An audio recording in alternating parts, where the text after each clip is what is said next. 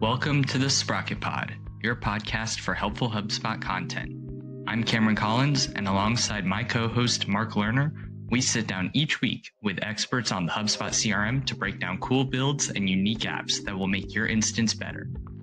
Whether you're a new admin or you're a business owner looking to get the most out of HubSpot, our conversations are going to provide you with unique insights that you can apply. Don't forget, we host the SprocketPod live on LinkedIn every week, and you can catch all of our episodes on YouTube and Spotify. Let's dive into today's episode and get you working smarter with HubSpot. Hello and welcome indeed to another exciting episode of the SprocketPod. Today I'm really excited to have on our guest, Tim Fagan. Tim is the founder of Maester AI. He's been doing a lot of really cool and exciting stuff in the world of AI in the ecosystem. Tim, welcome to the show. Thank you very much. Yeah, very excited to be here. Yeah, so hey everybody, my name's Tim, and just quick background on me. So until about 2 years ago, I was a RevOps practitioner and working at different startups, building it from scratch and leading the function, that sort of thing. And around September 2023, I started Maester. So it's just been about 2 years now. Happy to talk more about Maester and all of that, but that's just kind of like quick overview. And I know that you've really become an expert in the AI space. Of course, Inbound has recently happened, at least as of when we're recording this episode. And it was really exciting to see all of the innovation around AI in the specifically HubSpot ecosystem and the portal with the Breeze agents rolling out and some of those other updates. But of course, you've been in it long before HubSpot has really become an adopter. So what are some of the things that you're excited about when it comes to AI in terms of go-to-market implementation and adoption in the HubSpot world? Yeah. So it's a really interesting time for sure. I didn't make it to Inbound, but I've been watching like what's going on with these, the HubSpot, Salesforce, like these, larger incumbents, and trying to see sort of how they're approaching all of this stuff with AI. And, if we look at it like really sort of big picture, our overall sense is that basically like the whole tech stack, the go-to-market tech stack, or really tech in general, but software as we know it is essentially being rewritten today from an AI first perspective. This is how I'm curious to see what you think of this, because I think we touched on this a little bit a few weeks ago, but essentially, it seems to us that these, like a lot of the incumbents, so like you have the HubSpots and the Salesforces, and these companies are sort of, pivoting in a way towards something that's more fundamentally AI driven and all of that. But obviously that takes time. And then you have all these startups that are coming up like us who are trying to steal market share. And it's really interesting. Like, I think, we can go down a, deep rabbit hole on this, which I definitely love to do. But at least when it comes to like HubSpot, I was like really curious to hear from you, because I knew you'd been at Inbound, like, like what's the general like kind of vibe on this stuff? And like, like this is what it seems to me from, outsider perspective. I know you're like very plugged in with HubSpot community and everything. And like how it seems like, do you see that it's transitioning in this way?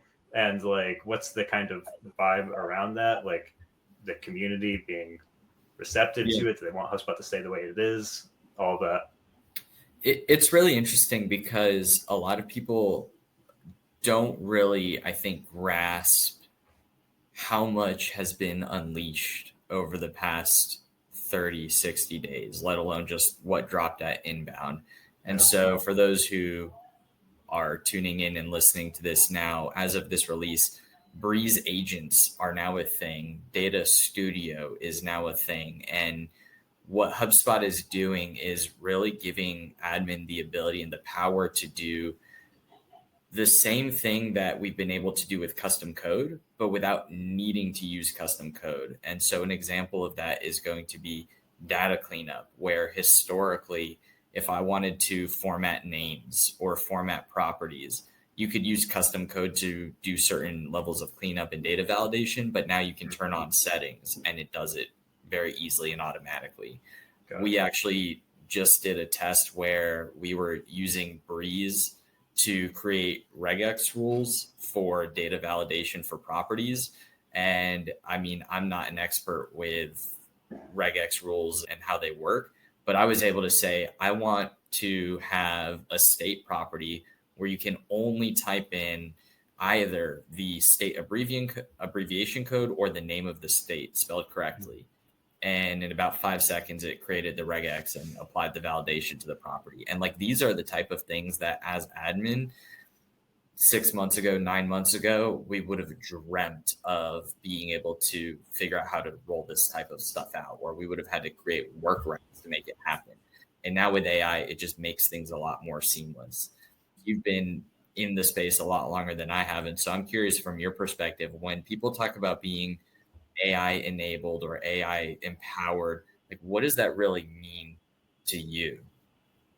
Yeah. I mean, I feel like there's a lot of ways to tackle that, but like the definition of AI has evolved a lot over the last 4 or 5 years. It went from being referring to machine learning and really like algorithms to what we have today, these, LLMs and frontier models. And so you have companies, we talk to companies all the time that one of the first things we ask people is like, how are you approaching AI in your go-to-market motion? Like, just how are you thinking about it?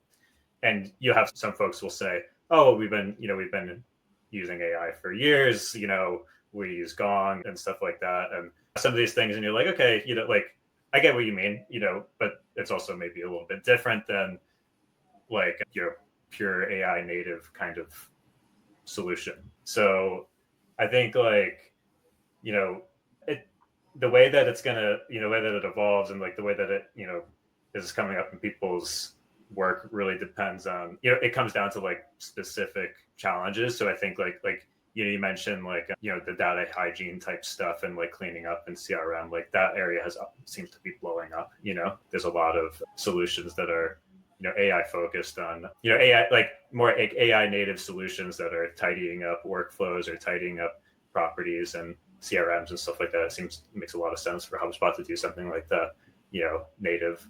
And then you see other areas where, and the area, for example, we're tackling is like a lot of folks, even though you have dashboards and that kind of thing, still spend a lot of time downloading data, doing things in spreadsheets and all this stuff, because most companies have some amount of custom reporting that they do, and that whether it's a weekly sales update and they have to type up commentary, or they're writing QBRs and those sorts of things.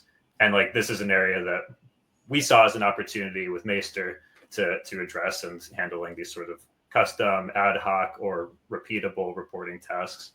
But I think, the AI enabled revenue organization is at a high level. My sense is that it's becoming less technical, in the sense of like, you probably don't need to write SQL. Like, some people still do that, but in the future, probably people won't be doing that. You probably don't need to know how to build a dashboard. You probably don't really need to know how to pivot tables and that sort of thing, because you're going to talk to an agent that will do all that stuff for you. But it'll really start with like the big questions, like, why are we seeing the results that we're seeing? What should we do next? And that will be kind of like the way that we interact with the tooling. Whereas today, it's not quite there. Like, most people aren't doing that quite yet, but I think you'll see, I think in general, people will be more strategic and be more focused on like asking, like, I think operators will be asking more of those types of questions and less time answering them, manually. But I don't know, what is your sense on this? Yeah, I mean, I think that we're seeing the ability to do so much more. Yeah. Not only as admin, but across the board with everyone's role in any given business, really. And so I think being AI enabled is about being able to use all of the resources and all of the power that are available and at your fingertips. And, I saw a really creative example. I was talking with Clay, and they mentioned that they had a customer who would take a Google Maps screenshot of a parking lot, upload it into Clay, and then use AI to calculate the number of parking spaces to gauge like employee count, and then have a whole cascade of data enrichment based on that. And that's an example of not just using AI, but getting creative and getting clever with it. And so I think we're going to start to see a lot more enablement from that perspective. And for those who haven't played with the Breeze agents, They're still very early and they're in beta, but in the current state, you can go and start to ask it things like, what is causing close loss deals? Yeah. And again, they're still kind of getting trained and ramped up, but I see a future where you're getting served that information and the agents are telling you, hey, this customer is going to churn because of these property indicators. And so we're going far beyond just, I have to go and pull a health score or have set up triggers for a health score that reaches a bad level. Soon, I think we're going to be at a point where agents are going to be able to serve us proactively the information that matters most to us as a business. And one of the things that you and I had talked about pre-show is the notion of tech stack evolution. Yeah, I think we're seeing a consolidation, especially as HubSpot develops more and more capabilities natively. But where do you see tech stacks heading? Is there going to be more consolidation? Is there going to be more specialization of external apps and partners? Where are we headed? That's a good question. So I think that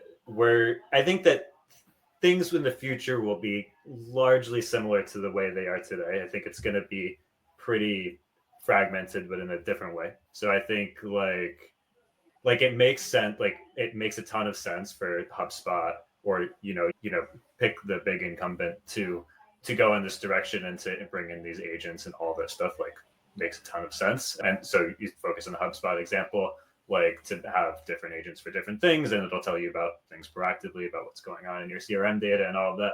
But in order to do that, I think you'll still have a similar situation to what you've had in the past, where CRMs in general are really good at like a couple of things and like okay at like many things. What are they best at is probably storing the data, making it accessible, in some way, and storing the overall revenue organization data, customers and pipeline and that kind of stuff. But like they are historically maybe not awesome at reporting, for example, or these different things, which is why you have this ecosystem of tools that have done quite well because they fill these sort of niche challenges and stuff.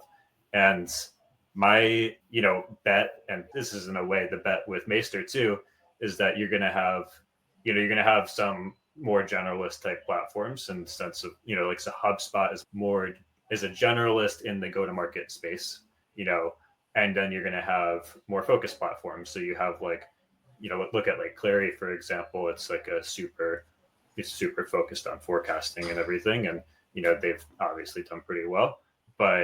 And like HubSpot, Salesforce, etc., they have a version of those features, but it doesn't go quite as far. It's not, it doesn't meet the need of the entire market, you could say, which is why people pay for tools like Clary.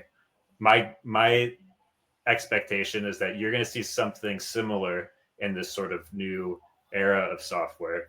And I think it's like a especially interesting time for startups, because startups, especially the companies that have been starting in the last couple of years, starting now, have the opportunity to build things from like a totally, AI first foundation. Whereas these more legacy players kind of have to deal with their existing infrastructure before they can fully transition, which is why, you talk about like Breeze, for example, we built something that you could ask questions about your HubSpot data way faster than HubSpot did on their own data. And that's not, I'm sure they're capable of doing it and all of that stuff, but it's also, they have this huge web of, complex technology that they're already managing today. So I think you're still going to have the short answer is I think you're still going to have these like specialized type players, but the existing stuff will continue to get a lot better. I think like HubSpot seems to be making some like smart moves in this respect. And I know that you have some data. I think you have a charter table that I'm keen to dig into with you, but there's some data around the shift in tech stacks that are evolving, and we'll get into go-to-market evolution and go-to-market versus RevOps, because I know I have some opinions on that. But the notion of the traditional SaaS model being replaced, Yeah. I don't think it's going anywhere, but I'd Yeah. love to hear your thoughts. I don't think that's necessarily like going away, but it does. There's something like that's maybe a little bit different this time, like with this sort of wave of, with AI and everything, because these SaaS companies, whether it's us, tiny AI native startup, or these larger companies that are sort of becoming more AI driven, their costs are changing. So, like in other words, like their cost of goods sold line and the P&L is changing. So like LLMs, are, you're billed on token usage and all that sort of thing. And so you're introducing a new, but and also significant variable cost to your P&L on top of whatever your existing setup is. So costs are less predictable than they were. And this is a huge challenge with like startups. You see, a ton of these, AI startups are selling at a negative margin today. And that's because the cost of running these LLMs is super high. And people, the expectation is that LLM, the cost of, running these things will come down. And I'm sure they will. But the question is if they're going to come down enough for these companies to be able to maintain the same margin that they had before while selling it on a fixed price to customers. So because the traditional SaaS model is you sell it on a fixed price and you keep your costs predictable, and but I think you could have a situation, and I think it makes sense that you'll probably see more companies that are running like a variable cost model just because of the unit economics. And that's what makes me wonder if you'll see more of this. We still kind of stick with a fixed model today, the more traditional model of standard sort of subscription pricing, but I could see that potentially changing at some point. I could see it changing for other companies too. You look at tools like Replit and that sort of thing where they bill on usage, and I don't know, it's an interesting moment, I would say. Yeah, it's a really interesting conundrum in the sense that AI as a whole it's still a burgeoning space.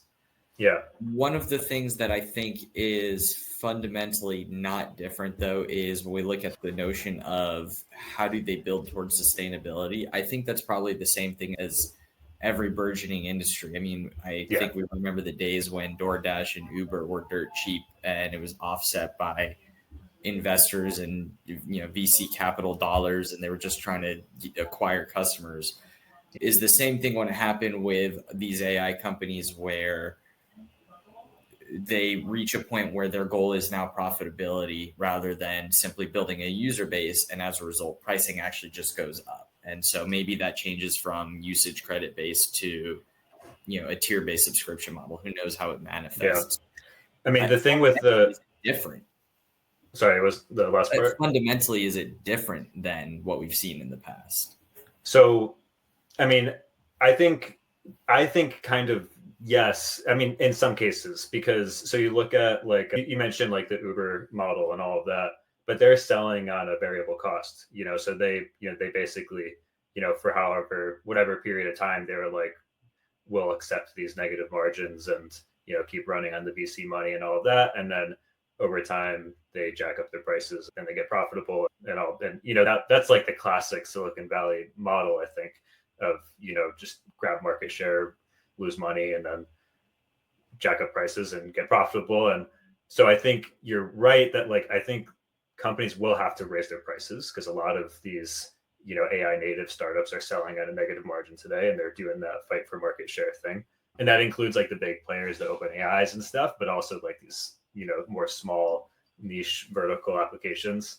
But none of that, at least as of right now, there's not like a clear solution for that from a customer perspective to turn it into a fixed pricing. If you want to have fixed pricing and unlimited usage of the product, then the company has to take on a lot of risk because they're buying on a variable cost and selling at a fixed price. So that's where I think it's potentially different, unless you get to a point like you have with like with like hosting and, cloud storage and stuff, where the cost just gets so low that the companies are willing to take on that variable component, which is, I think, eventually where it will go. Like eventually the cost of running these models and stuff is going to be so cheap that companies will say, screw it, and they'll be happy to sell it at a fixed price. But I wonder if there will be an interim period where you'll see more of this kind of usage-based pricing and everything until token costs come down. So in order to like really talk about artificial intelligence, HubSpot, the ecosystem as a whole, one of the elements that I think still needs to be more clearly defined is where RevOps and go-to-market engineers and really these fundamental job titles fit in the grand scheme of any given business. And we've talked about on this show many times how being a HubSpot admin and being in RevOps are two very separate and different roles, but a good HubSpot admin ought to have, in my opinion, RevOps capabilities so they can drive strategy and have a seat at the executive table. And on the flip side, if you're in RevOps, I think you need to have some level of understanding of how CRMs function, i.e. being the admin and the architect of the CRM, so that hey, if I'm going to give you this advice, how do we execute on it? So I think that there can and should be a lot of overlap with the roles, even though they're separate. Mm-hmm. Where things get blurry is when we start to look at go-to-market engineering and RevOps. Yeah. And I know you've got an opinion on this. I really want to hear how you draw a distinction between the two. Well, that's the first thing is I think there isn't a clear definition of these things. I mean, you go on LinkedIn today and you're going to still see posts of people saying, what is RevOps, and trying to define that, which is, so it's a little bit surprising that people are still trying to decide on what RevOps is. And then you have all these kind of more newer terms coming up, like go-to-market engineer. And like, I don't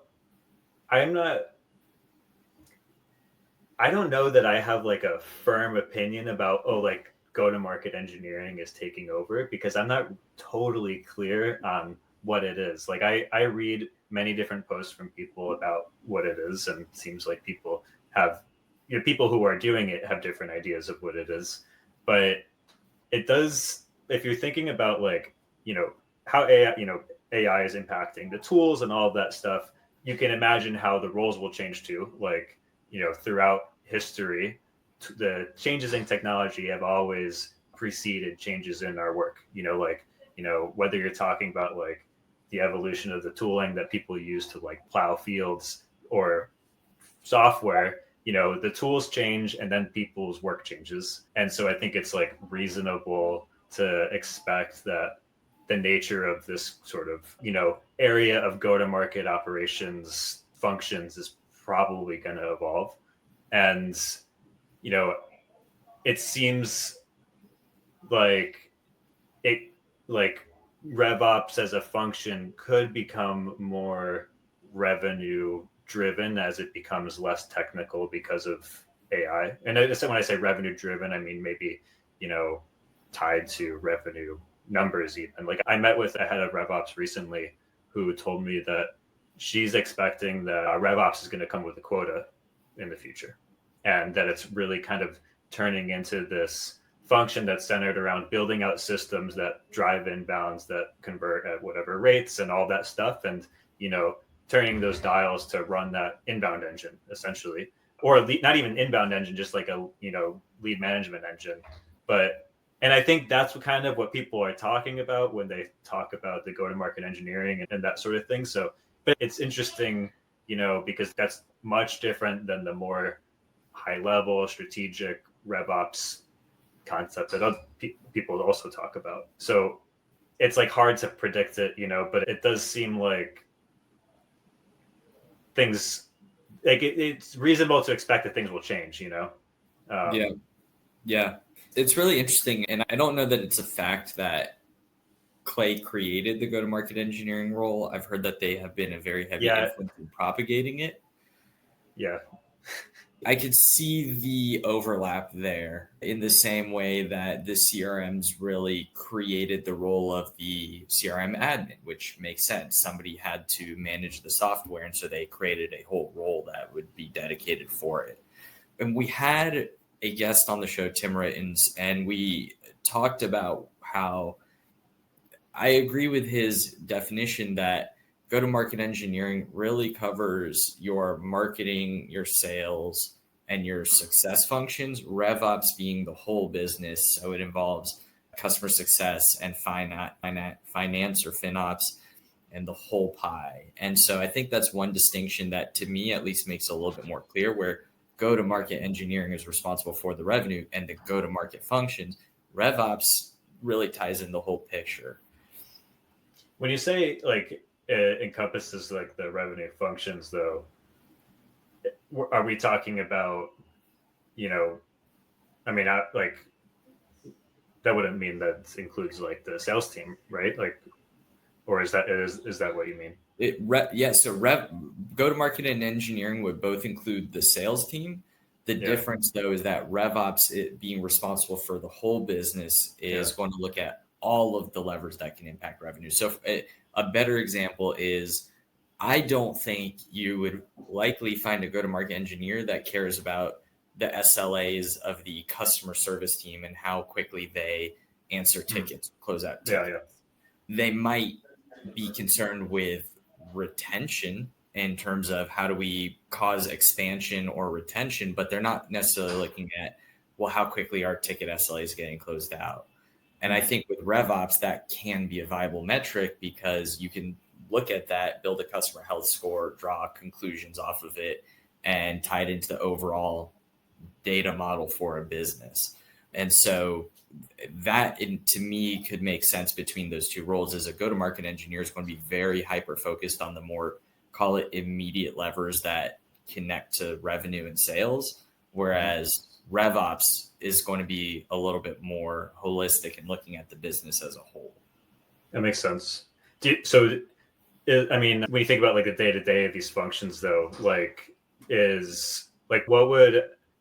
think today it seems like for most people, go-to-market engineer is pretty synonymous with like running Clay or those, similar types of tools. Is that kind of the idea? Like, go-to-market engineer is to workflow tools as CRM admin is to, CRMs. Right. I think it's likely I don't know if stigma is the right word, but I think companies that are hiring a go-to-market engineer, what they're looking for is, we want somebody who can come in and leverage Clay and leverage various tools to generate more revenue. And they can come up with solutions to generate more revenue. And although RevOps is inclined to say, hey, we should use Clay to create better data enrichment in HubSpot, your RevOps person is probably not the one out there building the Clay tables. So that's going to be a little bit more of that distinction where the go-to-market engineer is kind of actioning on the solutions of how do we implement some of these tools or how do we implement some of the data enrichment. Now, the lines become a little more blurry where if we look at HubSpot in recent weeks, having rolled out smart properties and Breeze agents, I think we're going to see a lot of people who are RevOps professionals, who are CRM admin, who are doing this, but now they're not using tools like Clay. They're just doing it natively in HubSpot. So I think the lines get a little bit more blurry as the CRMs, HubSpot just being the one we talk about the most here, right? But the CRMs in general pick up more and more functionalities. I think you're going to start to see a bit of a meshing of those roles from a day-to-day standpoint. I mean, it seems to me that then what you end up getting is kind of like a continuation of what we've had, which is that in many cases, RevOps is just like a mash of all these different skill sets together.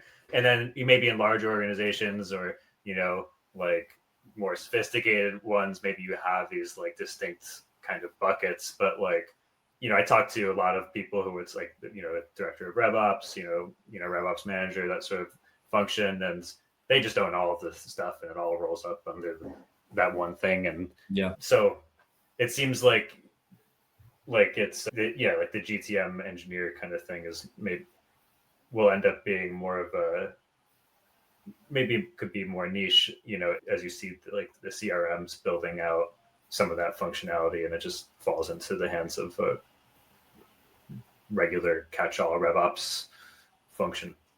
yeah. And I mean, if we subscribe to the notion though that GTM engineering is focused more specifically on those marketing, sales, success teams, well, I think the first thing is that you're probably looking at larger companies. And so right, yeah, that makes sense. The size and the scale of the company matters. You can give anybody any title and then describe any job function you want. But I think if we're trying to look at more large enterprise level companies where the distinction matters, I think that's where we maybe want to start drawing the lines and saying, okay, RevOps is going to be holistic. Go-to-market engineering might be a little bit more specialized, and go-to-market engineers are probably going to be a little bit more hyper-focused on how do we solution some of these complex sales motions, whereas RevOps is going to be more inclined to look at the data and say, hey, the data says we need to go out and target this segment of users and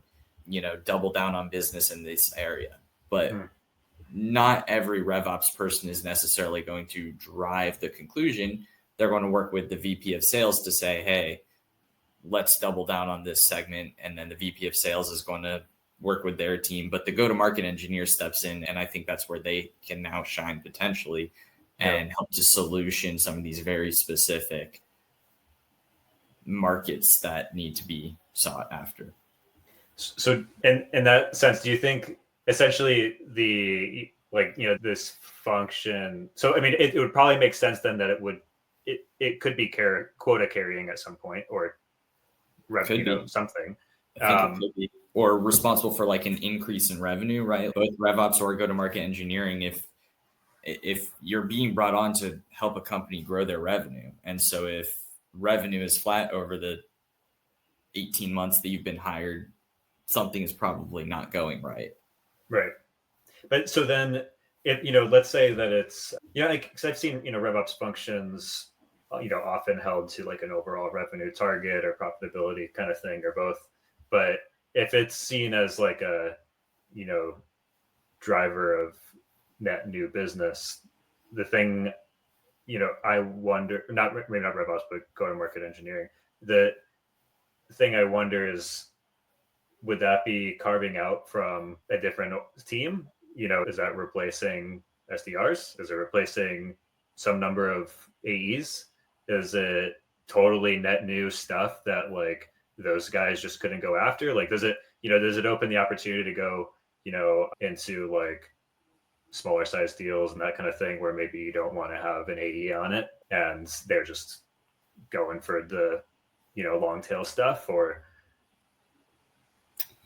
I think that those are the questions that the go-to-market engineer, and again, you kind of blur the lines depending on scope and size and scale of the organization, RevOps versus GTME. But I think that those are the questions that they should be asking. Yeah. And then you look at the data to start to answer those questions. So, hey, we want to go after this segment. Historically, it's been our best performing one, and we have 4 AEs, but they're all doing right. They're all split across all the different areas. Well, if we took 2 more AEs and doubled down on our best performing segment, reasonably, we know that revenue will grow. Right. So how do you draw the conclusions? I think that's the fundamentals of going in and asking the right questions and looking at the data and bringing it full circle to the opening conversation around AI. I think this is where companies are going to be able to come in and get better data so they can start to ask these questions and get better answers quicker and more easily. Because historically, you might jump into a HubSpot portal and spend 6 months, 12 months setting up lifecycle stages, deal stages, form routing, and a lot of other basics. And if you can shorten the amount of time that it takes to ramp a core HubSpot portal so that it's getting better data, you can ask these questions and get answers at a much quicker pace. Absolutely. I mean, I think that's like the kind of core thing that you get with this, transition to AI based tools and everything today is you can just do everything so much more quickly, whether you're talking about reporting stuff or CRM cleanup or forecasting or whatever the exercise is, getting to those answers and being able to make those kind of strategic decisions about where do you put the go-to-market engineer and all these sorts of things, and where do you hire, who do you hire, and all of that stuff. I think it'll accelerate it a lot. Do you think that, do you see this whole kind of wave of new technology resulting in larger, smaller, or same-sized revenue organizations? I think it's going to enable companies to grow more strongly when they use it properly.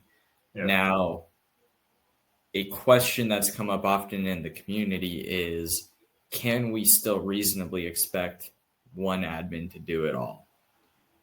And I have my opinions, but I know you've been in the AI space for quite a while. When it comes to one person mastering everything RevOps, everything AI, do you think that it's just, this is where we are and you need to be responsible for that? Or are we getting to a point where, because there's so much data and because there's so much available, you really need like an AI specialist at every company to leverage everything? Yeah, I think you're probably going to see almost a bigger push than there maybe already was to keep these teams small. Because I think like admin type roles, I think it's unfortunate, but it also is just, I guess, kind of how it is. But a lot of companies look at it as a cost center, like that's just like a lot of companies do, and so if you put your self in the shoes of a CFO or somebody who's got to sign off on hiring budgets and stuff like that, if before, let's say before AI and everything, if they were grumbling about it before hiring a expensive admin, then today they're going to be like, hold on, can't we use some AI tools to like not have to bring on another one? Now they have even more reason to push back on it, I think. And maybe that may not be true. And, but I think if you go to like pick a given organization, that's probably the conversation that's happening internally. And I would bet that a lot of the time they'll say, you know what, like, let's try to find some tools or, do some AI stuff to delay a hire, to that kind of thing. And I could see those things getting more drawn out than they've maybe even been in the past. Yeah, I think that I definitely agree there, in the sense that companies have the opportunity to be more frugal with their hiring, because they have the opportunity to outsource certain functions which were done by standard people, employees, and now can offsource it to agents. And we've seen that, I think, fairly heavily with customer success service type roles when it comes to fielding tickets and, taking those more reactive measures. But I see it spreading more and more into other roles too. And I mean, we're seeing it where Breeze just released a content agent that can create content in HubSpot for social media accounts. And that's something that a year ago, really, I don't think could have existed. I mean, the closest would be prompting your own data using an LLM and then using it to be more efficient with your role. But now we can just do it for you. Now, the quality of the content is another conversation, but the quality is always evolving, as is everything in the world of AI. And so one of the items that you and I talked about pre-show is, how does this impact RevOps? How does all of this impact those of us who traditionally have a very technical, very involved, very analytical role?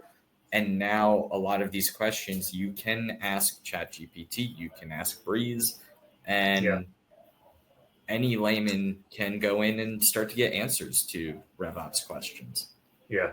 I mean, so today, like, we talk to RevOps people all the time. And what we're seeing is a lot of that burden of like you trying the AI tools, figuring out where should we be using AI tools, like, is falling on RevOps, because you have sales is focused on selling, hopefully, account managers are dealing with customers, and you have all the functions have like a super clear directive and a revenue org, and RevOps is the one that ends up kind of being the catch-all for the other things. So you like today that this what do we do about AI is like becoming a huge part of a lot of these RevOps people's roles. And you could also imagine that by going through those things, that they could take on some of those kinds of responsibilities that maybe are like not, like you could see them getting more into some of these tasks that would have only fallen on sales before, like maybe working on, messaging type stuff. And, like preparing sequences for sales to test, for example, or because it's just so much easier to iterate and explore using, whether it's ChatGPT or, HubSpot native stuff, or maybe even on the content side. So it seems like, I guess a short way of saying is like, it seems like the scope is expanding a bit. I guess the thing I wonder about is that just like this interim period while people are trying to figure out how to incorporate AI, and then it'll get kind of kicked out to the teams, or does more of that just kind of get absorbed by RevOps, and then what does that mean for the other teams? Yeah, I think that if we get to the fundamentals of answering the question, how do we create job security? Which is what a lot of this boils down to. How do I, as an employee, that's the core incentive. And the answer to me is being proficient in adopting that role that's really a hybrid of CRM admin, RevOps professional. If you're just in RevOps, you leave yourself liable, certainly, for companies to potentially see higher value in AI, and now you have to fight against that. Same thing goes with being an admin. At some point, you become fighting against, well, my employee can do this natively, and now they're trying to take it internal. And neither of those are a bad thing per se, but if you want to have a sticky career, I think in RevOps as a CRM admin, doing these two things, you need to become proficient in using all of the tools available. And so if you're looking at Data Studio or Breeze agents and you're thinking, well, this doesn't really apply to my company, you're very wrong, because if you don't start learning how all of these tools work together, or let alone getting into actually leveraging ChatGPT and other platforms, you are very quickly falling behind. And so I think it's going to become more expected that most people in most roles, let alone those in RevOps, are going to be proficient in using and adopting these really new elements to all of our jobs. I know that you have some opinions in terms of RevOps potentially being held to a different standard as the role evolves, as AI evolves. So of course it's just a prediction, but where do you see really the future of AI specific to RevOps in terms of the day-to-day? Yeah, I mean, I think the average RevOps person, let's say, you have some teams that are more sophisticated where they have every tool in the world and everything is automated and all of that, and they just kind of manage the dials or whatever. But probably the average is not quite there, and it's maybe not quite totally manual either, but they're doing, they spend, let's say, between 20 and 40% of their time on ad hoc types of reporting tasks and that kind of thing, like pulling data together, analyzing things, putting together forecasts and what have you. And then they maybe spend another 20% on tool admin, or 20 to 40% on tool admin, depending on the company. And then probably the remainder on various ad hoc projects that come up, pushing forward some initiative with one team or another, or, that kind of thing. I think the more strategic stuff, you could say, there's that bucket. And I think that overall, people, these folks will be spending less and less time on anything that's, technical in terms of spreadsheet skills, that kind of thing, administrative stuff, needing to know which properties do which things in Salesforce, for example, or HubSpot, or what, and which buttons to click, and those types of things will matter less and less. So I think more people will be able to do that work just by knowing overall what they want. So like you've kind of like historically you've had RevOps function as if you would, in my view anyway, if you would divide it into two really broad buckets of people in RevOps, you have the ones that are like big picture, that they know what a good system looks like, but they don't know exactly how to build it themselves, but they know, oh, we need this type of a function here and that kind of a function there. And I'll know it's right when we look at it and I can oversee it, but I don't know how to build out the objects and stuff. And then you have the folks who know how to do all of that stuff. And I think in general, people are AI and all this stuff is going to push people more into that other category of, you just need to know what you're trying to get to, and the tools are going to kind of rise to meet you in that sense. So those anything is more technical, but you're still going to need to have that technical mindset, and be able to understand like generally how this stuff works. But it's the nitty gritty, I think, will be less important. Yeah. And we've seen, I think, a lot of this, especially looking in the HubSpot space, where artificial intelligence can recognize records that need to be merged. It can clean up data. We have smart properties that can go and pull data from external sources. And there's so much capability that's now built into native CRM, let alone also you start to look at all of the purpose-built apps outside of HubSpot. Things like Maester, things like Celestial, right? There's a lot of apps that are very purpose-built that have capabilities which are not in HubSpot. I think as an admin and as someone who's in RevOps, it is so important to know not only how to get to where you're doing, whether it's a native tool or an outside tool, but to know how to do data validation. So you want to trust AI, but you don't want to trust it blindly. Yeah. And I think especially as artificial intelligence becomes a more and more prevalent part of the type of information that's presented to executives and C-suite, being able to critically think and challenge what's being given to you by AI is really an important skill. Oh yeah. And that to me is why, like when you see these people talking about, oh, RevOps is going away or that kind of thing, like I just don't see it, because in my view, that's sort of like the core thing of being in this RevOps function is you're thinking critically about the business overall. And, I think the best RevOps people are fundamentally like good analysts, and that they're good at, asking the right questions and understanding, should we peel further back on this onion or not? And, do we have enough information to draw a conclusion and that kind of thing? And like, to your point, if they're dealing with the AIs and all of that on reporting on what's happening in the business or, performing these tasks, they need to know when to push the AI further, ask it, how did you get to that answer?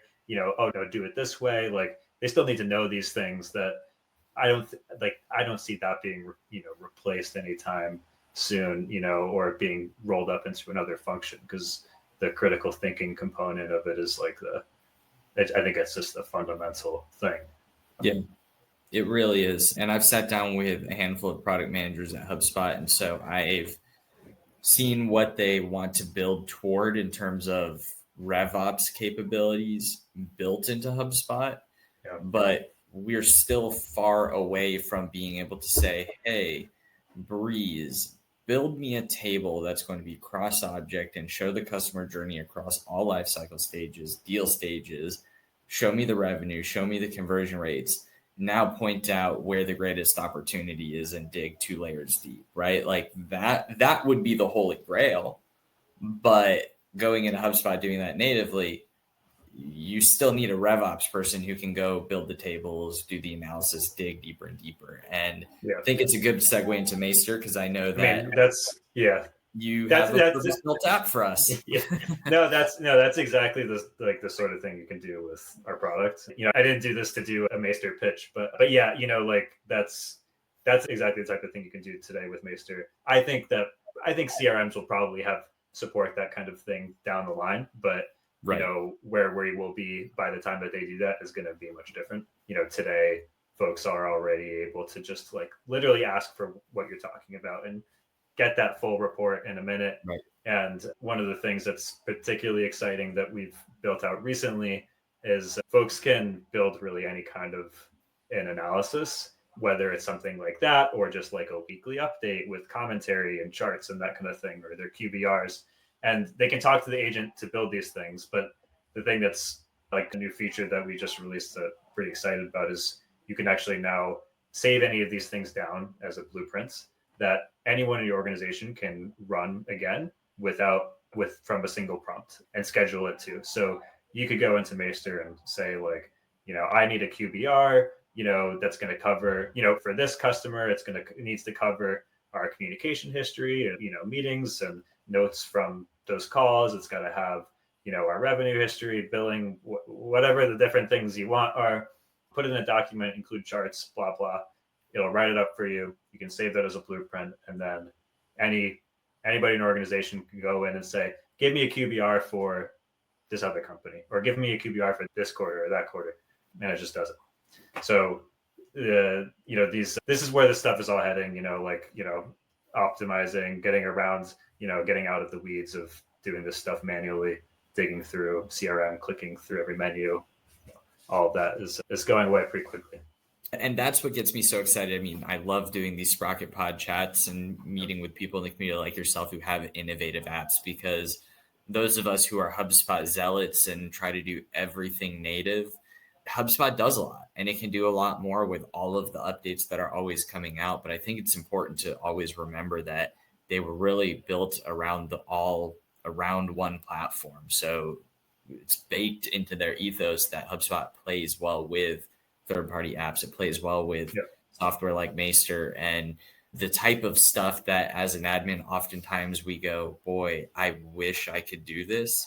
If it doesn't do it natively, you do have apps to turn to. So for admin who want to explore Maester or get started, I'm sure you've got your website, but tell those listening or watching where and how they can get started and check it out. Yeah, so you can check us out at maester.ai. You can check out our LinkedIn. I post demos and that sort of thing all over my LinkedIn. So, reach out, connect, shoot me a DM if you're interested or have any questions. And you can always send me an email, tim@maester.ai. And that's Maester, like in Game of Thrones, Maester. So. And for those of you who are tuning in, thank you so much for checking out the SprocketPod. Tim, thank you for being a guest today. Always fun to talk about RevOps and dig into all of the amazing updates in the community. If you haven't checked out Maester, go ahead and do it. They have a really awesome app. And if you're a RevOps pro like me, you're going to enjoy having a little bit of help instead of building everything from scratch, which is always fun, but it's even more fun to dig into the data. Tim, thank you for joining. To those listening, thank you, and Sprocket on. Thank you for tuning into the SprocketPod podcast. We hope you enjoyed today's episode with your co-hosts, Cameron Collins and Mark Lerner. Be sure to catch us live every week on LinkedIn, and don't forget to subscribe to our episodes on YouTube and Spotify. If you found this episode valuable, please leave a review and share it with others looking to get more from HubSpot. Until next time, keep driving success with your CRM, and as always, Sprocket on.